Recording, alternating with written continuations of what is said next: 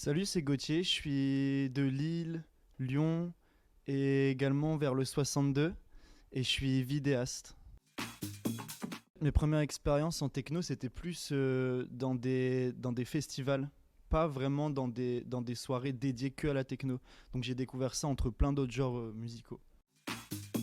J'aurais tendance à dire quand il y a trop de queues, mais en fait c'est pas de leur faute. Donc plus le fait qu'on ait du mal à trouver quelqu'un à qui demander quelque chose ou signaler un problème quand ils se répartissent pas assez bien la zone.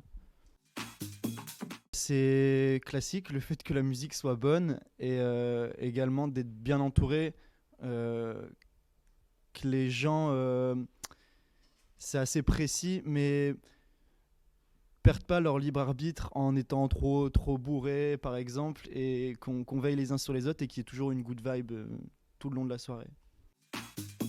Je dirais se respecter les uns les autres. Euh, je vais reprendre une réponse qui m'a été inspirée par Léane, c'est de ne pas tourner le dos au DJ, parce que je pense que le DJ, ça lui fait plaisir qu'on regarde son set. Respecter les personnes qui travaillent là-bas, les personnes qui accueillent, qui sont videurs par exemple, toutes les personnes qui préparent l'événement pour nous. Franchement, je sais qu'il y en a qui ont des meilleurs sons que d'autres, mais personnellement, la musique, j'aime tellement ça qu'on peut me mettre une petite enceinte JBL, je serais quand même content. Il y a une pensée que j'ai souvent quand j'écoute de la musique en soirée tech, quand je m'amuse vraiment bien, et bah, c'est généralement le cas, je me dis toujours, j'espère que c'est pas bientôt fini. Ça, je me le dis souvent. Ma routine d'après-soirée, bah, je pense que ça devrait être la même pour tout le monde, s'il vous plaît, c'est de se laver.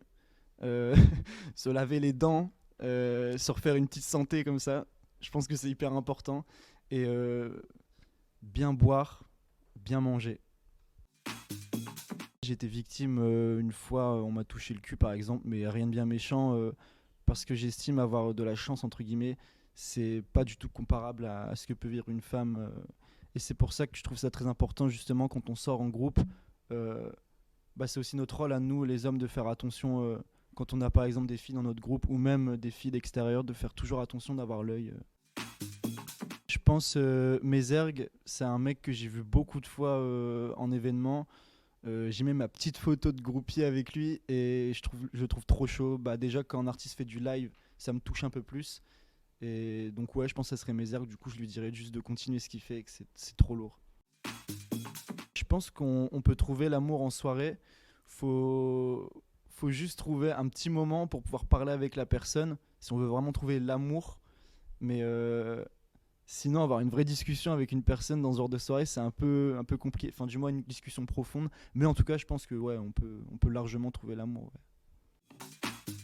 Bah, j'ai tendance à souvent craquer quand je suis sur place, sur des verres au bar, et ça coûte super cher. Du coup, je pense que ça doit tourner aux alentours de, je dirais, 150 euros. Peut-être ça frôlerait les 200.